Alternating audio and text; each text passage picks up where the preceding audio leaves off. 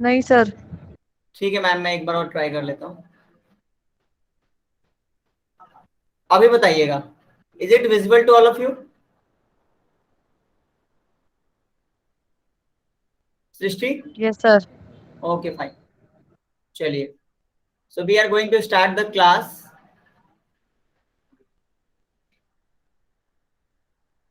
So the topic says itself the meaning of the communication. Communication का मतलब हम सबको पता है, but still we are going to discuss.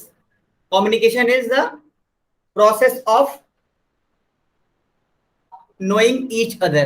ठीक है, इसके बारे में एक लाइन, एक फ्रेज है जो एक लाइन है जो मैंने लिखा है। Communication is the most important element in any organization because without communication जो भी हमारी कंपनी के ऑर्गेनाइजेशनल स्ट्रक्चर है वो सब क्या हो जाएगा, स्टक हो जाएगा। It will stuck, it will not function smoothly because until and unless अगर आपके जो भी सुपीरियर्स हैं या जो भी आपके जूनियर्स हैं उनको आप प्रॉपर कम्युनिकेट नहीं करोगे, so no one can know कि what they have to do, उनको क्या करना है किसी को समझ में नहीं आएगा, right. So objective of communication पे आ रहा हूं मैं सीधा। Objective of communication, and before moving to the objective एक दो डेफिनेशन भी देख लेते हैं। तो बस एक सेकंड में स्टार्ट कर रहा हूं इस प्रोसेस को।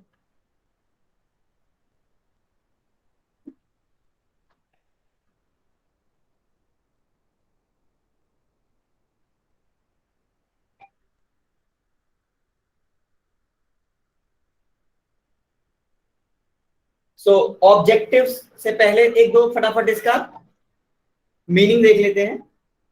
It is basically without communication an organization would only be assembly of men.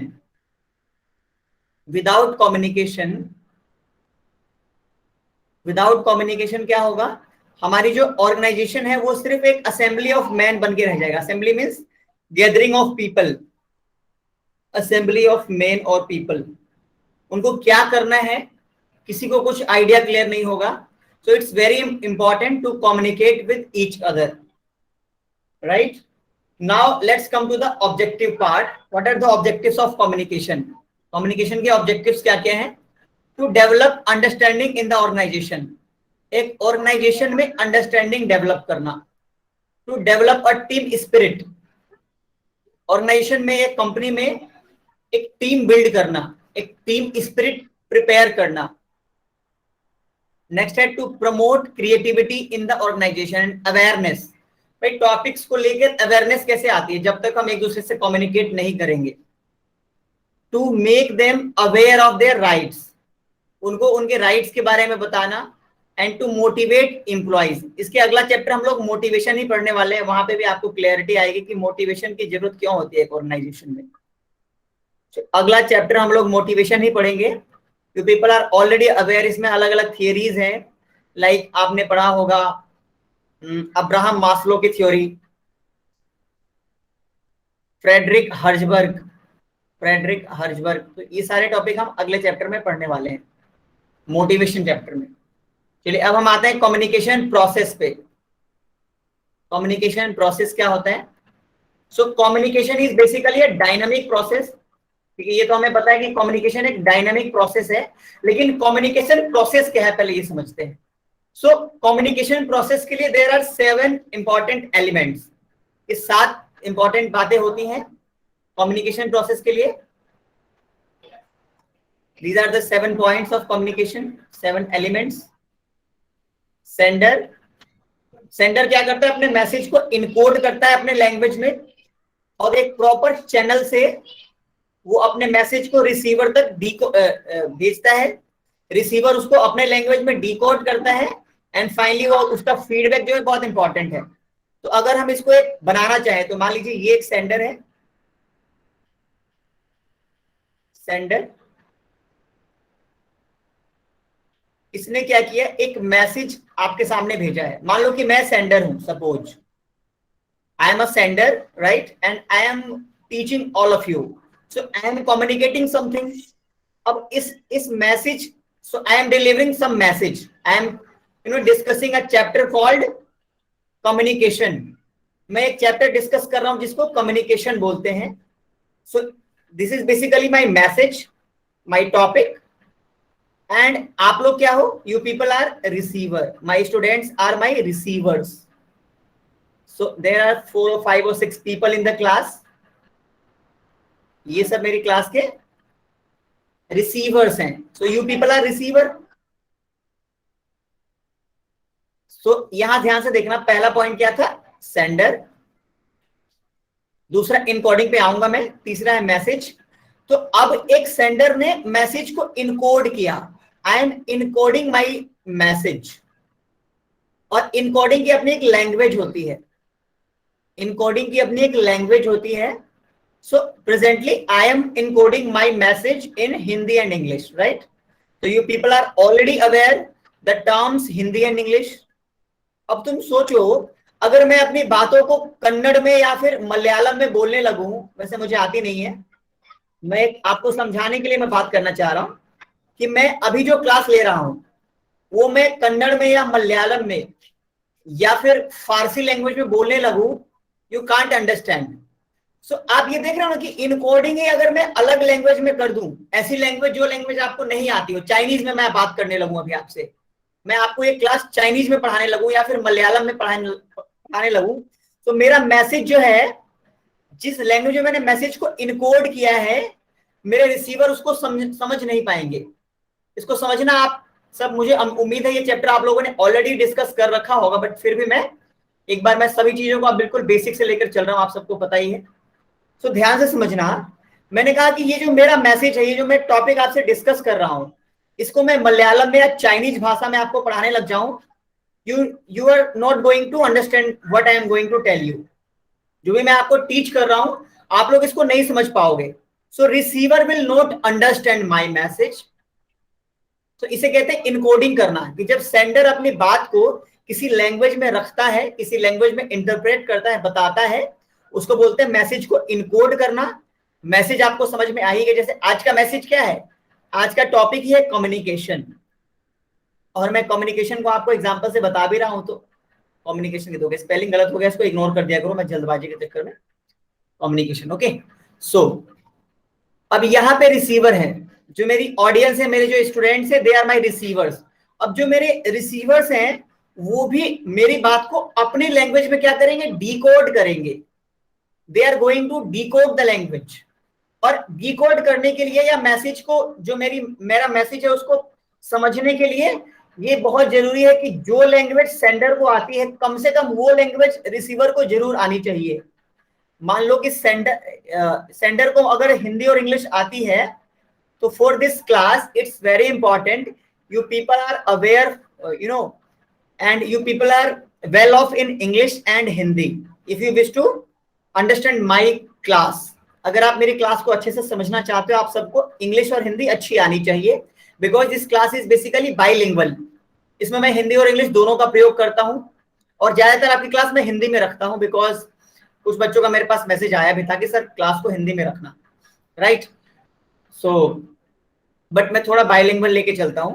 So message को डिकोड करने के लिए जो लैंग्वेज सेंडर को आती है, वो लैंग्वेज बहुत जरूरी है, इट्स वेरी इंपॉर्टेंट कि वो लैंग्वेज रिसीवर को भी आती हो, इनको भी आती हो। भले आपको चाइनीज भी आती है या फिर फारसी आती है, कुछ भी लैंग्वेज आती है, लेकिन एक्स्ट्रा लैंग्वेज है वो बहुत अच्छी बात है, लेकिन कम से कम जो लैंग्वेज सेंडर को आती है वो लैंग्वेज आपको जरूर आनी चाहिए। ठीक है, तो ये हो गया आपका पांचवा पॉइंट, एलिमेंट्स ऑफ कम्युनिकेशन में। यहाँ पे आ जाता हूँ, ये देखिए सेंडर हो गया, सेंडर ने मैसेज को इनकोड किया। फिर एक चैनल। अब ये चैनल क्या है?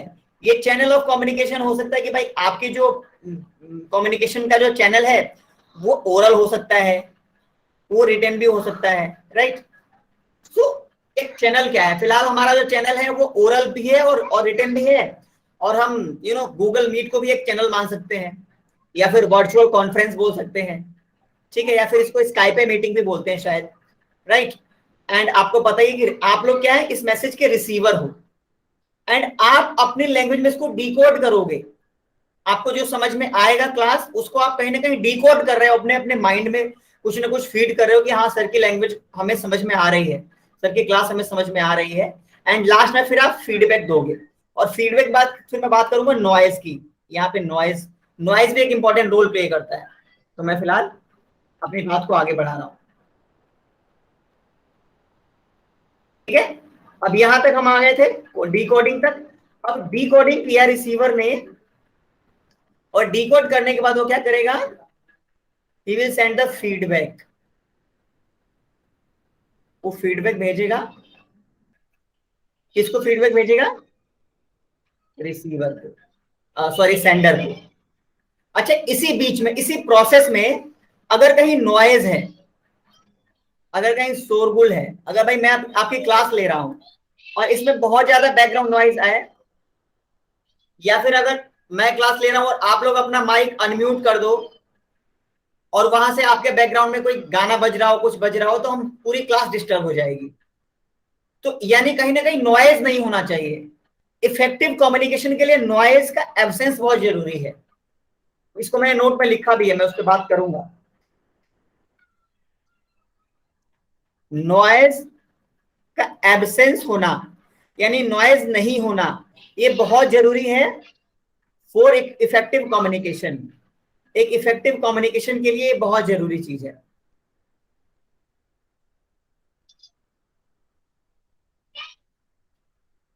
For an effective communication it is very important.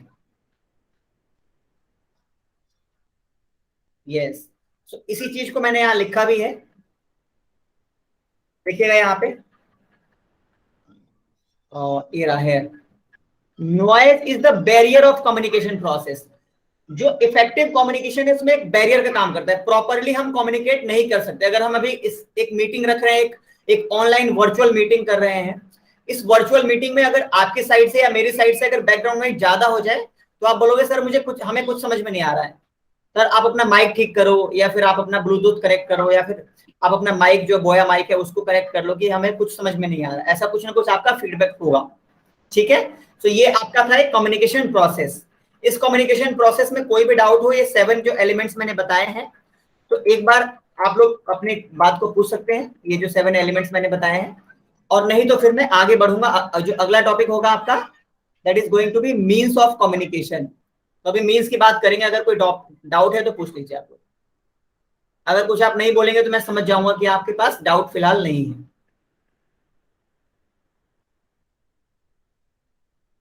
चलिए, so आई होप कि आपको ये टॉपिक पूरा पूरा क्लियर हुआ होगा। Now we will move to the next topic, and next topic is going to be means of communication. Communication के क्या क्या मीन्स हैं। सो अब यहाँ पे जो सबसे पहला मीन्स है वो है रिटन कम्युनिकेशन। रिटन कम्युनिकेशन, किसी भी चीज को लिख के बताना। दो लोगों के बीच में आपस में बात हो रही है, for example with the help of letters या with the help of notes. So this is basically known as written communication, right. तो ये आप सबको पता ही, मैं इसके डिटेल में नहीं जाऊंगा, इसलिए मैंने इसके ऊपर कोई नोट्स नहीं बनाया है। ओरल कम्युनिकेशन क्या होता है, जब हम ओरली कम्युनिकेट करते हैं। Right now we are using both the methods, we are writing as well as orally communicating. तो अभी जो हम कम्युनिकेशन कर रहे हैं, ये हमारा रिटन भी है और ओरल कम्युनिकेशन भी है। ठीक है, and third is non verbal communication. Non verbal communication क्या होता है, जहां पे हम लिखते भी नहीं है और बोलते भी नहीं है, जहां पे हम अपनी बॉडी लैंग्वेज से बहुत कुछ बताते हैं, जहां पे हम अपनी जेस्चर से, देखिए यहां पे मैंने लिखा भी है, non verbal communication are transmitted through gestures. अपने जेस्चर से, अपने फेशियल एक्सप्रेशन से, अपनी भाव भंगिमा से, अपने व्यवहार से, अपनी चाल चलन से, कहते हैं ना हिंदी में बोलते हैं चाल चलन, means how you are moving yourself. जैसे हम ऑफिस में बैठे होते हैं, ऑफिस में कितनी बार हम जो है अपने चेयर को कभी करते हैं, कभी अपने गर्दन को बेंड करते हैं। जब भी मैं आप लोगों की क्लास रिकॉर्ड करता हूँ ना, तो मैं कभी कभी देखता हूँ कि मेरा जो बैठने का तरीका है वो बहुत अजीब हो गया होता है। कभी मैं चेयर आगे कर लेता हूँ, कभी बेंड कर लेता हूँ। सो समटाइम्स मैं जब क्लास रिकॉर्ड कर रहता हूँ तो मैं अपनी वीडियो को ऑफ कर देता हूँ, बिकॉज समटाइम्स मुझे पता नहीं चल पाता है कि मेरा जो बॉडी पोस्चर है वो प्रॉपर है या नहीं है, राइट। सो इस चीज के बारे में अवेयर रहना बहुत जरूरी है, for me also and for all of you also. आप सब लोग किसी न किसी ऑर्गेनाइजेशन में जाएंगे, आप फ्यूचर मैनेजर्स हो या फिर फ्यूचर एक बढ़िया लेवल पे आप जाके काम करने वाले हो, मैनेजरियल पोजीशन या बहुत अच्छी पोजीशन हासिल करने वाले हो, और उसके लिए आप लोग एमबीए या एमकॉम या जो भी कोर्सेज करने जा रहे हो, वो आप सबका फ्यूचर प्लान आप सबको ज्यादा बेहतर पता है। बट इसके लिए एक जो हमारा नॉन वर्बल कम्युनिकेशन है, कितनी बार हम बिना बताए भी कुछ बोल रहे होते हैं, कितनी बार जो हमारा ड्रेसिंग सेंस होता है वो भी बहुत कुछ सामने वाले को बता रहा होता है। आप इंटरव्यू देने जाओ और आप बहुत ही सिंपल एक ऑर्डिनरी ड्रेस पहन के चले जाओ, तो आपको एक तरीके से इंटरव्यूअर सोचेगा कि यार ये पर्सन सीरियस नहीं है, इसको अगर ड्रेस एथिक्स नहीं पता है, अगर ये लड़की या फिर लड़का ये नहीं जानता है कि भाई इंटरव्यू के लिए एक एक कैसा ड्रेस पहन के आना चाहिए था। एक आपको पता होता है ना, इंटरव्यू का एक ड्रेसिंग सेंस अलग होता है और एक हमारा कैजुअल ड्रेसिंग सेंस अलग होता है। अगर आप जैसे घर पे कपड़े वियर करते हैं वैसे ही कपड़े अगर आप इंटरव्यू में पहन के चले जाओ तो सामने वाला समझ जाएगा कि that person is not serious at all and he does not anything about the the ethics, the values, the rules and regulations, right. So हम एक्सप्रेशन से, बॉडी लैंग्वेज से अपने आप को कुछ ना कुछ कम्युनिकेट कर रहे होते हैं, तो इसी को बोलते हैं नॉन वर्बल कम्युनिकेशन। बिना बोले भी कुछ ना कुछ हम अपने बारे में बताते हैं। आप मार्केट में निकलते हो, आपके ड्रेसिंग सेंस से बहुत कुछ सामने वाला, देखो जज करने को तो लोग, दुनिया हमें जज करती ही है, लेकिन फिर भी हम बहुत कुछ बताते हैं अपनी। जैसे मान लो मैं आपकी क्लास ले रहा हूं, तो सिर्फ मैं ओरली और वर्बली आपसे बात नहीं कर रहा हूं, वर्बली एंड सिर्फ लिख के बातें नहीं कर रहा हूं, मैं बहुत कुछ अपनी पर्सनालिटी आपके साथ शेयर करता हूं। और जो भी मेरे साथ 2 4 5 लोग जुड़े हैं वो मेरी पर्सनालिटी को भी कहीं ना कहीं मुझे पता है जज करते होंगे कि सर की बातें हमें समझ में आ रही है नहीं आ रही है, सर का जो the way of talking, the way of body language, sir की जो कॉन्फिडेंस लेवल है, वो कहीं ना कहीं मुझे लगता है कि जितने भी 4 5 लोग मेरी क्लास में रेगुलर हैं, तो मुझे विश्वास है कि इन लोगों को मेरी बॉडी लैंग्वेज आई होप कि आपको अपील करता होगा। अपील करने का मतलब आपको पॉजिटिविटी मिलती होगी मेरी क्लासेस से, आपको कुछ ना कुछ सीखने मिलता होगा, right. So this is all about the body language और द नॉन वर्बल कम्युनिकेशन। चलिए आगे बढ़ते हैं। यहां पे कुछ पूछना हो तीनों में, written communication, oral and non verbal, आप लोग पूछ सकते हैं, डाउट्स आर वेलकम। फिर मैं अगले टॉपिक पे आऊंगा। Next topic is going to be types of communication, formal and informal. Types of communication, formal and informal.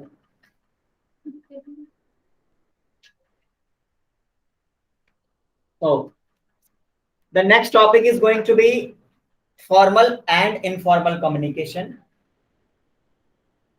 इसकी बात हम करेंगे। एंड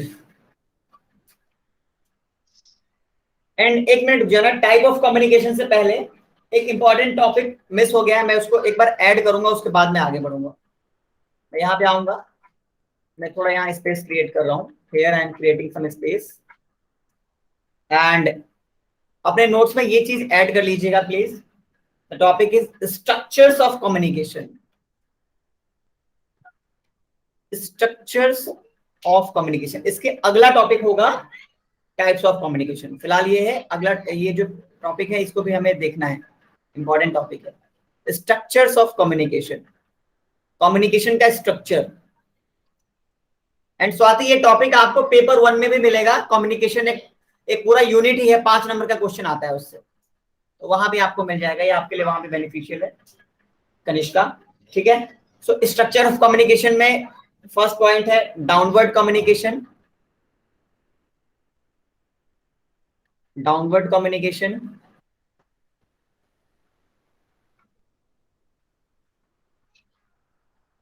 सेकंड है आपको आपका अपवर्ड कम्युनिकेशन,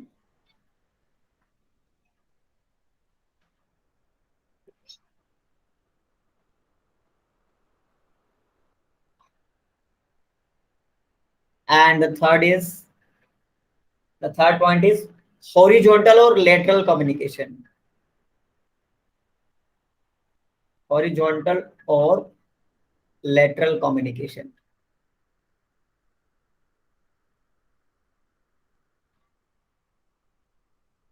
ठीक है, so these are the three important topics. पहले इसके बारे में बात कर लेते हैं, then we move to the next topic.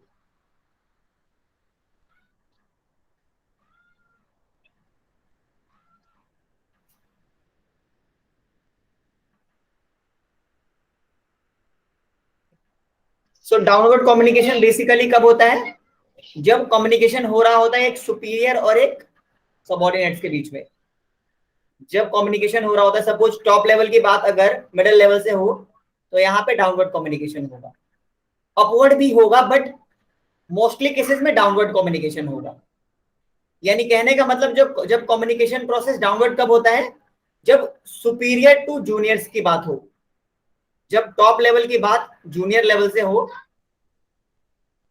तो यहां पे हमेशा ही डाउनवर्ड कम्युनिकेशन होता है, क्योंकि ज्यादातर यहां पे आपको ऑर्डर इशू होता है।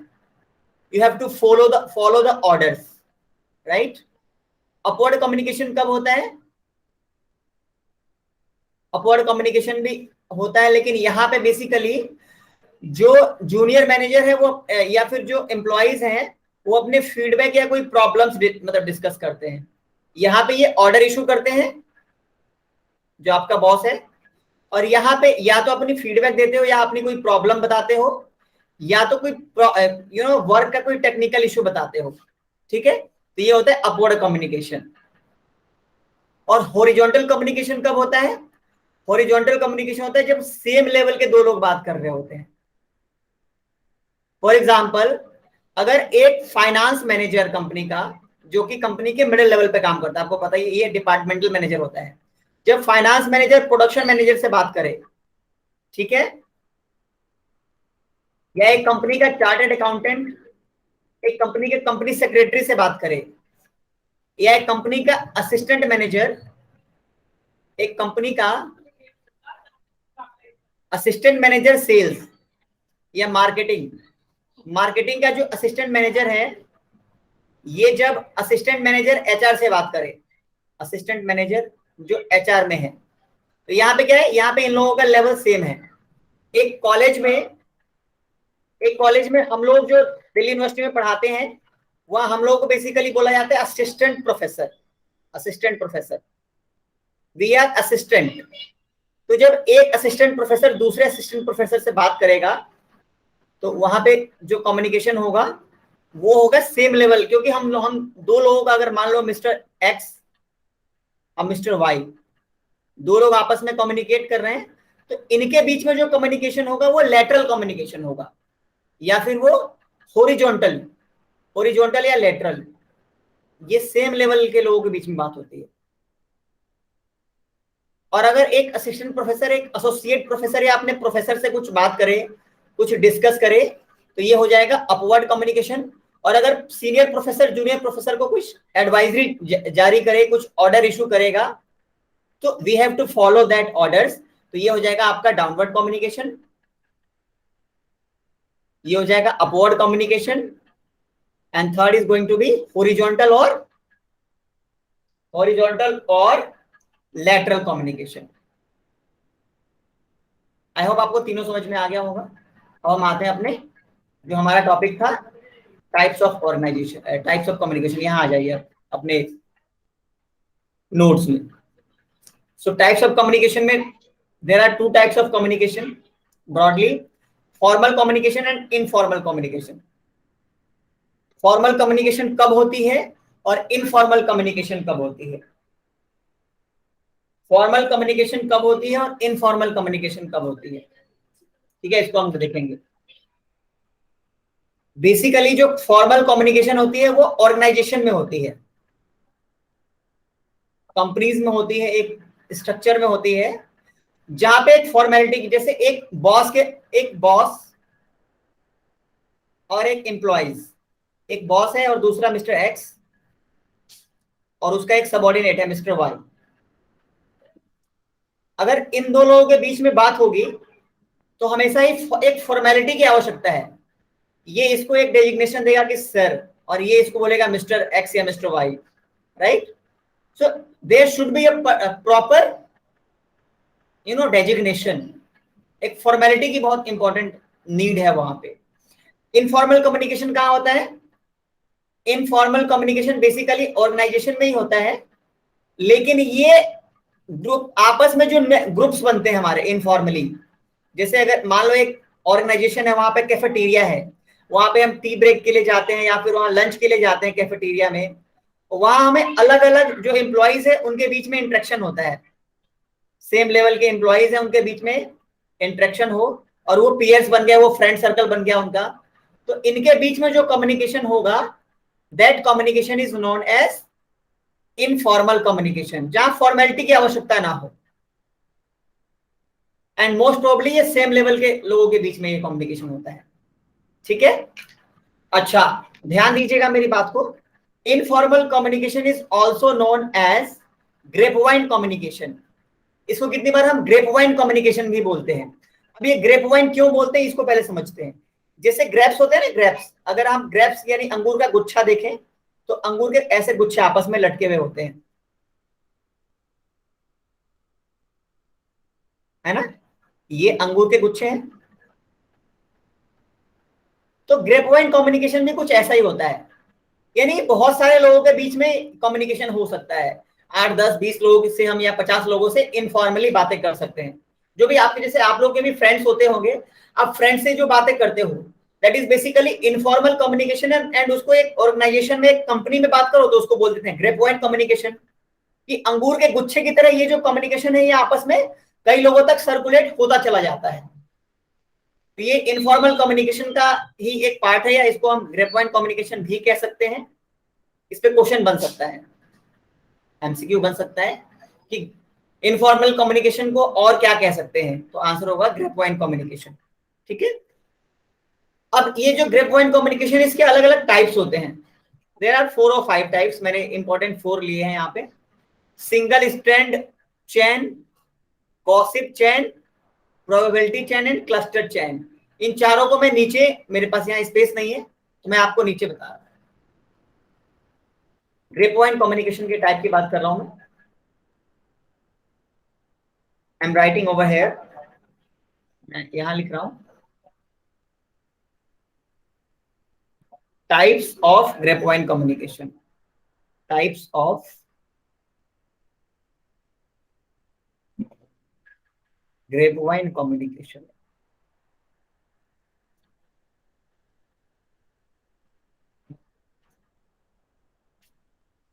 So the very first point is going to be the single strand communication, right? ये पहला इसका टाइप है वो है सिंगल स्ट्रैंड कम्युनिकेशन।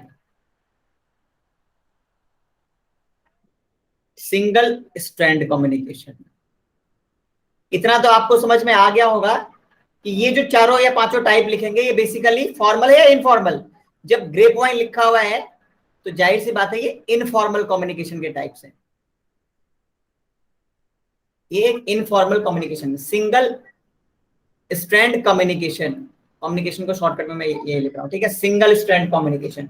यहाँ पे क्या होता है, यहाँ पे एक मिस्टर ए है सपोज, मिस्टर ए कोई बात मिस्टर बी से बताता है, ठीक है, और मिस्टर बी उस बात को मिस्टर सी से बताता है, और मिस्टर सी उस बात को मिस्टर डी से बताता है। तो इस तरह का जो कम्युनिकेशन होता है, यहाँ पे जो इंफॉर्मेशन का फ्लो है वो एक व्यक्ति से सिर्फ दूसरे व्यक्ति तक जा रहा है, यानी सिर्फ हम एक बार में एक व्यक्ति सिर्फ किसी एक और व्यक्ति को बता रहा है। In this type of communication one person can communicate with one extra person, right? So in this type of grapevine communication, the information passes through number of persons like a chain. एक चैन की तरह ये एक चैन सा बनता चला जाएगा, ठीक है, लेकिन इंफॉर्मेशन जो पास होगा वो एक व्यक्ति से दूसरे व्यक्ति तक जाएगा। अच्छा, इसमें कहा जाता है कि जितना लंबा चेन होगा ना, इसमें जितने लंबे चेन होगा, इसमें एक इंपॉर्टेंट नोट लिखना मेरे साथ साथ, नोट ये लिखना, the longer the chain, the longer the chain, the longer the chain, जितना लंबा चेन होगा, the greater possibility is the greater is the possibility of distortion of message, the greater is the possibility the greater is the possibility of, किस चीज की possibility है कि message का distortion, possibility of distortion of message, distortion, distortion of message, अगर छोटी होगी तो उसको बाहर कर देना, बोल देना बाहर लेके, डिस्टोर्शन ऑफ मैसेज, ठीक है। यानी कि जितने, तो उसको भेज दो, जाकर दिया बोल दो, ठीक है। सो जितना लंबा चेन होगा, वहां पे मान लो कि मिस्टर ए को जो बात पता थी वो मिस्टर बी ने समझी, लेकिन मिस्टर बी ने मिस्टर सी से बताया, मिस्टर सी ने मिस्टर डी से, तो जो एक्चुअल मैसेज होगा वो कहीं ना कहीं खोता चला जाएगा। क्यों? तो कितनी बार क्या होता है ना कि जब हम एक दूसरे से बात कर रहे होते हैं तो उसमें कुछ थोड़ा बहुत हम अपना आइडिया या कुछ अपना कुछ मिला के कुछ ज्यादा कम बताते हैं, कुछ मैसेज को डिस्टॉर्ट करके बताते हैं, और धीरे धीरे जो पहला व्यक्ति है और आखिरी व्यक्ति तक पहुंचते पहुंचते ये मैसेज कितनी बार, जो इस मैसेज का मूल है, जो ओरिजिनल मैसेज है, वो कहीं ना कहीं डिस्टॉर्ट हो जाता है। मेरी बात आप लोग समझ रहे होंगे, मुझे ऐसा उम्मीद है। कोई डाउट आएगा तो मुझे रोक के आप अपने डाउट पूछ सकते हैं। ये single strand chain.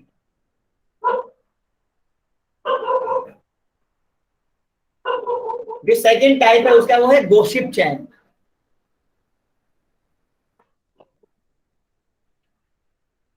Gossip chain, gossip chain में क्या होता है?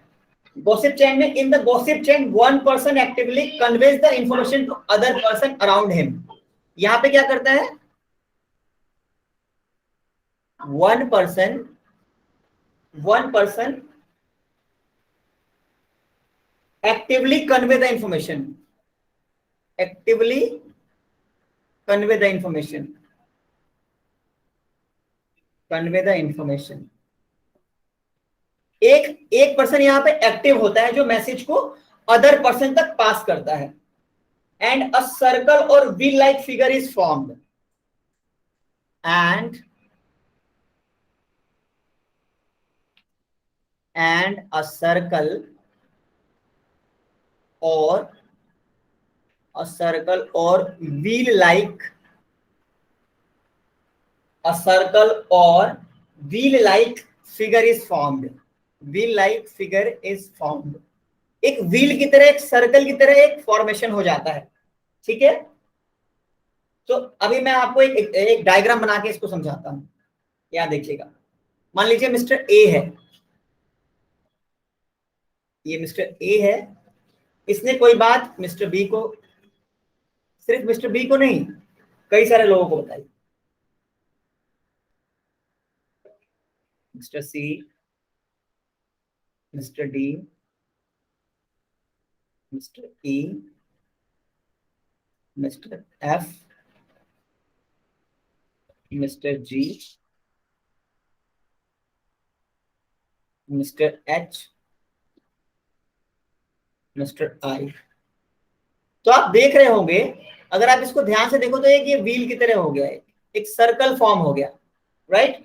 सो in this type of communication एक पर्सन होता है, वो क्या करता है, वो कम्युनिकेशन को मॉडरेट करता है, या कहीं ना कहीं वो कम्युनिकेशन को पूरा उस प्रोसेस को चलाता है।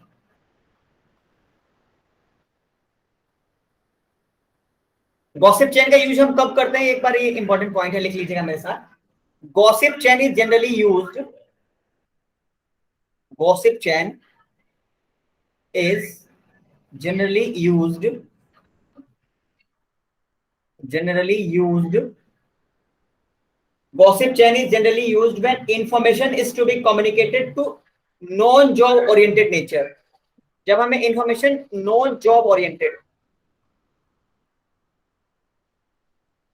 जब जॉब से रिलेटेड कोई इंफॉर्मेशन ना हो, यानी नॉन जॉब, यानी पर्सनल लेवल की जो टॉक्स होती हैं, जो जॉब से रिलेटेड ना हो, जो जहां पे फॉर्मेलिटी की आवश्यकता ना हो, तो जाहिर सी बात है ग्रेप पॉइंट का टाइप है या इनफॉर्मल का, तो ये इसी तरह का होगा। थर्ड टाइप देख लेते हैं फटाफट।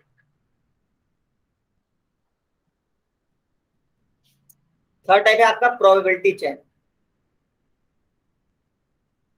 Probability chain.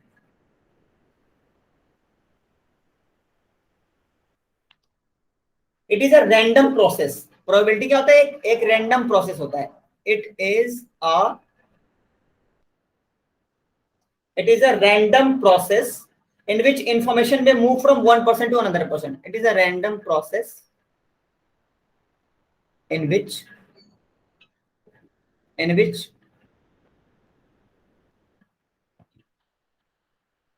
information may move from one person to another person. One person to another person.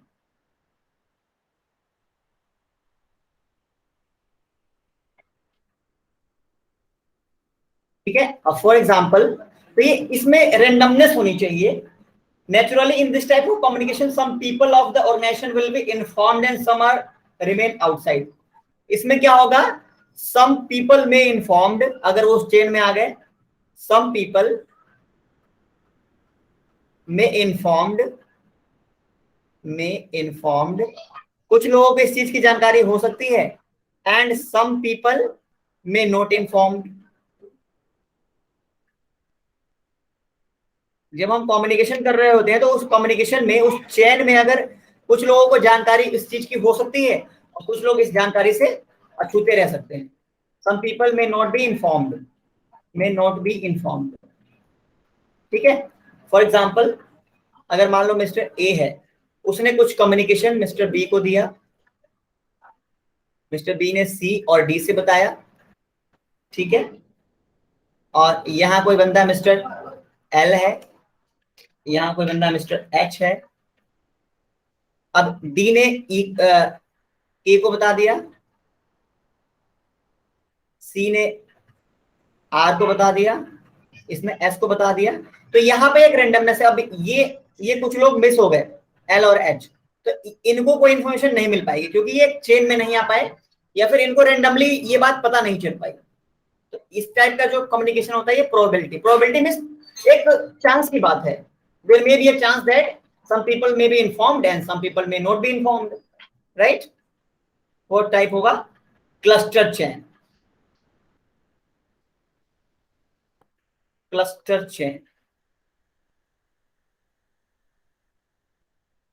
chain क्या होता है? Cluster chain is mostly used in the dominant pattern of grapevine communication. ये लिख लेना, important point है.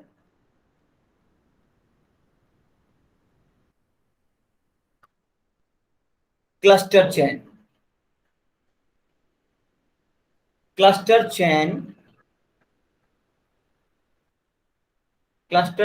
is mostly used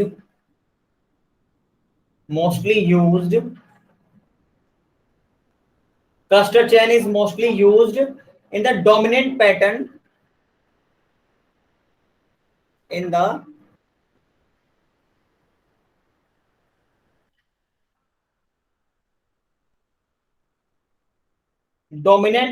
of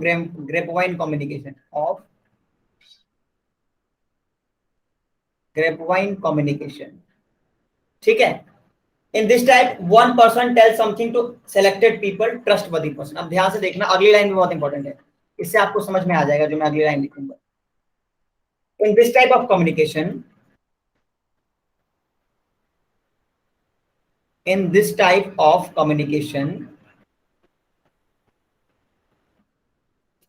one person tells something to some selected trustworthy person, right? One person tells something to his or her trustworthy peoples. भाई मैंने किसी अपने बहुत खास बंदे को बताया कि ये बात मैं तुमको बता रहा हूं, लेकिन तुम किसी और को मत बताना. हम सबके जिंदगी में भी ऐसा होता है कि हम सब बोलते हैं यार मैं तुमको बता रही हूँ, मैं बहुत दुख में हूँ, बहुत मेरा ब्रेकअप हो गया है, मैं तुमको बता रहा हूँ ये बात, लेकिन तुम किसी को मत बताना. तो हम सब ऐसा करते हैं, हम सब अपने अपने विश्वास वालों को बताते हैं और वो कई सारे लोगों में वो बात फैल जाती है. So some people tell some message to his or her trustworthy person, and other person may also tell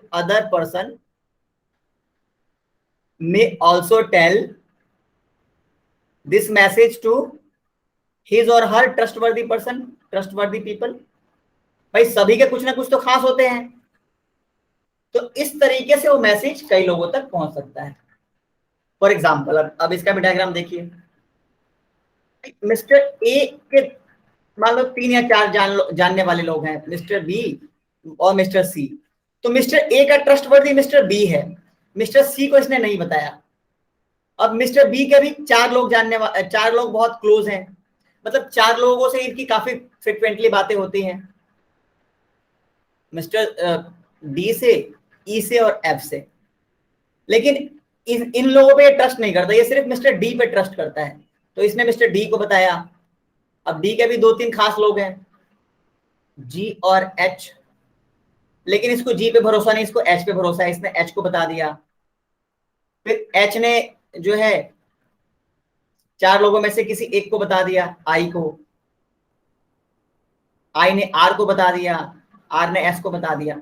तो इस तरीके से ये कम्युनिकेशन का फ्लो होता है, राइट। कि कुछ खास लोग हमारे लाइफ में भी ऐसा होता है ना, हम अपने किसी खास दोस्त को बताते हैं कि यार ऐसी ऐसी बात है, उसके साथ ऐसा ऐसा हो गया, और फिर बोलते हैं यार किसी को तुम बताना मत, वो फिर किसी थर्ड पर्सन को बताता है, और अल्टीमेटली वो बात उस तक पहुंचती है, फिर उसको बहुत दुख लगता है कि यार मैं तुम्हें बोला था, मैंने तुम्हें प्रॉमिस भी किया था कि तुम मत बताना, और फिर भी तुमने बता दिया।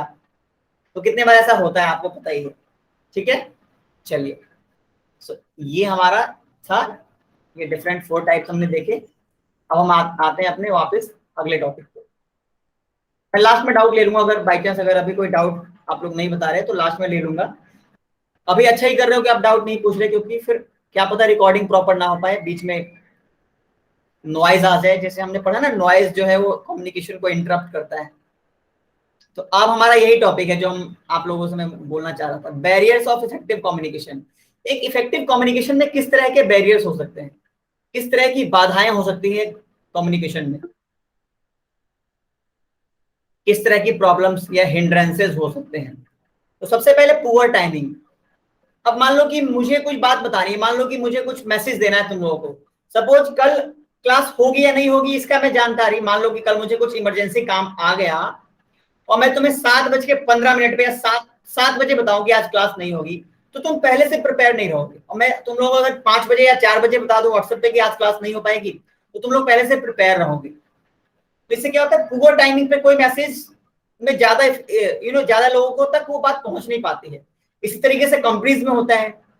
अब मान लो कि आपके पास मान लो कोई कंपनी है, उसके पास इस साल प्रॉफिट बहुत कम हुआ, या कोविड की वजह से वो प्रॉफिट बहुत कम अर्न कर पाया, और दिवाली पे वो ना अपने जो वर्कर्स है उसको बोनस नहीं दे पाएंगे। तो दिवाली से अगर वो एक दिन पहले बताएंगे अपने वर्कर्स को कि भाई हम इस बार बोनस नहीं दे पाएंगे, उनको बहुत दुख होगा। क्या पता कुछ लोग जो है अनरेस्ट करे, कुछ लोग प्रोटेस्ट करने लगे, या कुछ लोग जो है जॉब छोड़ दें। लेकिन अगर दिवाली से 2 महीने पहले से उन लोगों को बताना शुरू कर दें कि भाई इस बार जो कंपनी की हालत है वो बहुत खराब चल रही है, कोविड की सिचुएशन आप लोग समझ ही रहे हो, कि इस बार हम किसी को बोनस नहीं दे पाएंगे, अगली बार जब हमारा प्रॉफिट अच्छा होगा, ये सब सिचुएशन निपट जाएगा, तो हम आपको इस जितना बोनस देते हैं उससे थोड़ा ज्यादा ही दे देंगे, लेकिन इस बार हम आपको बोनस नहीं दे पाएंगे। इसे कहते हैं पुअर टाइमिंग। अगर पुअर टाइमिंग पे आप कोई कम्युनिकेशन करते हो तो वो सही समय तक सही लोगों तक नहीं पहुंच पाता है। अब क्या पता आपने चॉइस ऑफ चैनल ही गलत लिया हो। अब हम ऑनलाइन क्लास ले रहे हैं, अब ये क्लास अगर सिर्फ आपकी मैं ओरली लेता, मैं ऐसा करता, मैं आपको मान लो मेरे क्लास में 2 बच्चे हैं, 2 स्टूडेंट्स, मैं उनको ओरली ज्वाइन करता और मैं कॉल मर्ज करके 2 लोगों से फोन पे पढ़ा रहा होता है।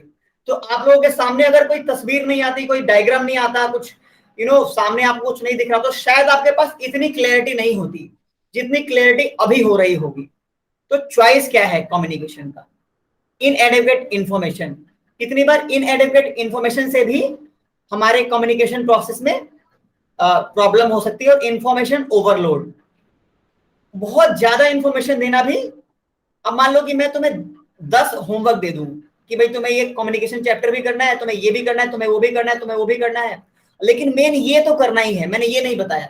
और कल मैं पूछूं भाई किसी ने होमवर्क किया, आप लोग बोलोगे सर नहीं किया, आपने इतना सारा काम दिया था, हमने तो मैथ्स कर लिया। जबकि मुझे चाहिए था कि आप लोग कम से कम ये बॉम्ब चैप्टर का ये टॉपिक पढ़ के आओ, ताकि आपको क्लैरिटी रहे। तो इन्फॉर्मेशन ओवरलोड, एक बार में बहुत सारा इन्फॉर्मेशन देना भी ज्यादा इफेक्टिव नहीं माना जाता। That is called as barrier of communication. तो ये तो था फिजिकल बैरियर, पहला जो बैरियर था वो फिजिकल बैरियर। दूसरा जो बैरियर है वो है इंटरपर्सनल बैरियर। पर्सनल लेवल पे क्या है? पर्सनल लेवल पे क्या है कि मैसेज फिल्टर कर देना। मैंने आपको एक बताया भी था एग्जांपल कि मिस्टर ए को कोई बात पता चली, उसने मिस्टर बी को बताया लेकिन थोड़ा बहुत उसमें मिर्च मसाला लगा के, फिर मिस्टर बी से मिस्टर सी को बात पहुंची, तो कहीं ना कहीं मैसेज फिल्टर होता चला गया। इसी तरीके से जब टॉप लेवल कोई पॉलिसी या फिर कुछ कुछ आइडिया देता है मिडिल लेवल को, तो मिडिल लेवल का जो मैनेजर है वो सारी बात अपने जूनियर्स को नहीं बताता, और शायद बताना भी नहीं चाहिए। तो कितनी बार मेन बात लोगों तक नहीं आ पाती है। इसमें तो खैर ज्यादा इशू नहीं मैं मानता हूं, क्योंकि फिल्टर करके बताना ही पड़ेगा, वर्कर्स को सारी बात नहीं बता सकते। लेकिन कहीं कहीं पे फिल्ट्रेशन ऑफ मैसेज, जैसे मान लो फ्रेंड सर्कल है, कोई इंटरपर्सनल रिलेशन है, वहां पे अगर आप जो है आप फिल्टर करके कोई मैसेज बताओगे तो वहां पे आपको सही कम्युनिकेशन नहीं मिल पाएगा। अगला है परसेप्शन। परसेप्शन क्या होता है? What is perception? Perception means your views, right? Perception means क्या होता है basically? In perception process situation में भी influence communication related to receiving the information. मान लो पहले से आप कुछ पहले से ही परसीव करके बैठ जाओ। फॉर एग्जांपल, परसेप्शन कैसे अफेक्ट करता है मैं आपको बताता हूँ। जैसे मान लो मैं ये क्लासेस ले रहा हूँ, उसमें आप लोग 4-5 लोग जुड़े हुए हो, अब पहले से ही आप लोग परसीव कर लो यार ये बॉम्ब तो हम लोग ऑलरेडी, ये थियोरेटिकल है, ये तो हमें ऑलरेडी आता है, ये 10 सब्जेक्ट में से मैं बॉम्ब क्यों पढ़ूं? मैं बॉम्ब अभी नहीं पढ़ती हूँ, जब सर अकाउंट्स पढ़ाएंगे या जब सर एफएम पढ़ाएंगे तब मैं पढ़ लूंगी। तो ये आपका पहले से परसेप्शन बना हुआ है, और इस परसेप्शन की वजह से आप मेरी ये बॉम्ब की थियोरेटिकल क्लास नहीं लोगे। आप बोलोगे चलो यार हम जब सर की फिजिकल जब कुछ जैसे मैथमेटिक्स या स्टैटिस्टिक्स की क्लास होगी तब ले लेंगे, या सर की अकाउंटेंसी की या इनकम टैक्स की क्लास होगी तब ले लेंगे, या कॉस्ट अकाउंटिंग या एफएम की क्लास होगी तब ले लेंगे। मार्केटिंग और बॉम्ब तो हम खुद कर लेंगे, 1 महीने का पैसा हमारा बचेगा फॉर एग्जाम्पल। क्योंकि अब तो मैंने फीस भी आप लोगों की मंथली रख दी है, पैकेज नहीं ले रहा मैं, क्योंकि बच्चों को दिक्कत है कि सर पैकेज मत लो। कुछ बच्चों का मैसेज आया था मेरे पास, और फिर मेरे ऊपर भी बर्डन नहीं रहेगा। बाई चांस ये बैच बाई चांस कंटिन्यू नहीं हो पाया आप लोगों का, तो मैं भी फिर बीच में इजिली उसको शट डाउन कर सकता हूँ, उस बैच को बंद कर सकता हूँ, बिकॉज कुछ लोग इंटरेस्टेड दिख रहे हैं इस बैच में। एनीवेज, अगला क्या है? अगला है सिमेंटिक बैरियर। सिमेंटिक बैरियर क्या होता है? Semantic barrier is also known as linguistic barrier. Semantic barrier को हम लिंग्विस्टिक बैरियर भी बोलते हैं। आपको कहीं ना कहीं इससे लैंग्वेज समझ में आ रहा होगा कि किस तरह की बैरियर है, अर्थ मिल गया होगा। Linguistic barrier means barrier related to language. For example, अब आप किसी ऑफिस में गए और वहां पे फॉरेन का काम आता है, फॉरेन वर्क ज्यादा आता है, और आपको किसी फॉरेन क्लाइंट से डील करना है। जैसे कोई अमेरिका के पर्सन से आपको, आप मान लो आपको कंपनी में मैनेजर के तौर पे रखा गया, असिस्टेंट मैनेजर के तौर पे, और आपकी इंग्लिश तभी भी अच्छी नहीं थी, और आपको मैनेजर को लगा कि ये तो डील कर लेगी, ये जो लड़की है मिस मिस कनिष्का, ये इस काम को देख लेगी। लेकिन कल को आप क्या है कि आपकी इंग्लिश अच्छी तो है, लेकिन आपकी इंग्लिश इतनी भी अच्छी नहीं है कि आप अमेरिकन इंग्लिश समझ सको या फिर उनको अपनी लैंग्वेज में समझा सको। तो यानी कहीं ना कहीं एक जो लैंग्विस्टिक बैरियर है ये आपके जॉब को अफेक्ट कर सकता है, और कम्युनिकेशन को तो अफेक्ट करता ही है। फॉर एग्जाम्पल, अगर जैसे मैंने आपको बताया था मैं फारसी में आपको पढ़ाने लग जाऊंगा, चाइनीज में, तो इसका मतलब ये है कि ये कम्युनिकेशन तभी प्रॉपर हो पाएगा जब जिस लैंग्वेज में मैं इनकोड करूं, भाई मैं इनकोड कर रहा हूं चाइनीज में, तो जो मेरा रिसीवर है उसको डिकोड करने आना चाहिए Chinese. Means you people are also aware of the same language. जिस लैंग्वेज में सेंडर बात कर रहा है, कम से कम वो लैंग्वेज तो आपको आनी ही आनी चाहिए। ठीक है। एंड लास्ट पॉइंट है एक पावर पोजीशन। कितनी बार पावरफुल लोग जो होते हैं, जो हाई मैनेजर्स, हाई लेवल पे होते हैं, उनसे जो जूनियर मैनेजर्स हैं या जूनियर एम्प्लॉयज हैं, वो उनसे किसी बात को करने में हिचकते हैं उनकी पोजीशन देख के। तो वहां भी कितनी बार प्रॉपर कम्युनिकेशन नहीं हो पाता है। और लास्ट है सेंडर क्रेडिबिलिटी। क्रेडिबिलिटी क्या होता है? सेंडर क्रेडिबिलिटी, कि सेंडर जो है उसकी कितनी क्रेडिबिलिटी है। फॉर एग्जाम्पल, मैं यहाँ पे अपना एग्जाम्पल देना चाहूँ कि आप लोग पूछोगे यार ये सब चीज बीकॉम की जो चीजें ये तो हम खुद भी बुक से पढ़ लेंगे, तो आप लोग फिर मेरे बारे में थोड़ा जानना चाहोगे सर के पास ऐसा क्या नॉलेज है जो हमें सर जितनी नॉलेज हमें उससे बेहतर पढ़ा सकते हैं। तो मैं आपको बताऊंगा कि बच्चों मैं 4 टाइम्स नेट क्वालिफाइड हूँ। मैंने 4 बार नेट निकाला है, मैंने दिल्ली यूनिवर्सिटी में पढ़ाया हुआ है, मैंने इग्नू में पढ़ाया हुआ है, मैंने यहाँ पढ़ाया हुआ, वहां पढ़ाया हुआ है, मैं 10 साल से टीचिंग कर रहा हूँ। यानी कहीं ना कहीं मैं अपनी बात बता रहा हूँ तो आपको लगे हाँ सर के पास एक क्रेडिबिलिटी, हम सर की बात पे विश्वास कर सकते हैं। हम सर से ये नॉलेज गेन कर सकते हैं because sir has some knowledge, इसी नॉलेज के बेसिस पे उन्होंने इतने सारे एग्जाम्स क्वालिफाई किए हैं या इवन दिल्ली यूनिवर्सिटी में भी हमें पढ़ा चुके हैं, राइट। तो ये कुछ है कि जो सेंडर है वो कितना क्रेडिबल है। तो सेंडर की क्रेडिबिलिटी भी बहुत इंपॉर्टेंट। जब कोई अमिताभ बच्चन कोई बात कहते हैं सॉरी, तो उनकी बात को लोग सुनते हैं। जब मोदी साहब कोई बात लोगों से करने आते हैं तो उनकी बात को लोग सुनते हैं। लेकिन कोई अगर आम इंसान कोई कुछ बोलता है तो उसकी बात को लोग इग्नोर, आम इंसान या कोई छोटा मोटा रिपोर्टर कोई बात बोलता है तो उसकी बात पे उतना ड्यू इंपॉर्टेंस नहीं दिया जाता है। अगला है, एक ये पॉइंट देखना नोट में जो मैंने लिखा है, नोट कीथ डेविस एक बहुत जाने माने थिंकर हैं, जाने माने फिलोसफर हैं। इन्होंने क्या कहा, Keith Davis has classified barrier of communication in 3 parts. Keith Davis ने बोला है कि जो बैरियर्स हैं, हमने जो ऊपर पढ़ा वो तो फिजिकल भी पढ़ा, इंटरपर्सनल पढ़ा और ये सब, इन्होंने सिर्फ 3 टाइप्स दिए थे कि भाई पर्सनल बैरियर हो सकता है, फिजिकल बैरियर हो सकता है और ये लिंग्विस्टिक मींस लैंग्वेज की प्रॉब्लम। अगर सेंडर चाइनीज में पढ़ा रहा है या बोल रहा है तो ये बहुत जरूरी है कि रिसीवर को भी चाइनीज लैंग्वेज आनी चाहिए, यानी इनकोडर और डिकोडर दोनों को सेम लैंग्वेज। जो सेंडर है उसको हम बोल सकते हैं इनकोडर, क्योंकि वो मैसेज को इनकोड कर रहा है। सो इनकोडर एंड डिकोडर दोनों को सेम लैंग्वेज आना चाहिए, तब जाके यहाँ पे मैसेज प्रॉपर कम्युनिकेट हो पाएगा, तब जाके आपका जो पूरा मैसेज है प्रॉपरली वो सामने वाले तक कम्युनिकेट हो पाएगा, राइट। चलिए, डाउट्स आर वेलकम नाउ। अब आप लोगों के डाउट्स वेलकम है, बिकॉज अब मेरी जो क्लास थी वो मेरी तरफ से ओवर हो गई है। So over to you, all of you. आप सबके सामने जो भी आज की क्लास हुई उसके doubts are welcome. Yes, Neha hand raise कर रहे हैं, मैं आपकी बात सुन रहा हूँ नेहा। जस्ट अ सेकंड, एक बार हम लोग रिकॉर्डिंग ऑफ कर लेते हैं।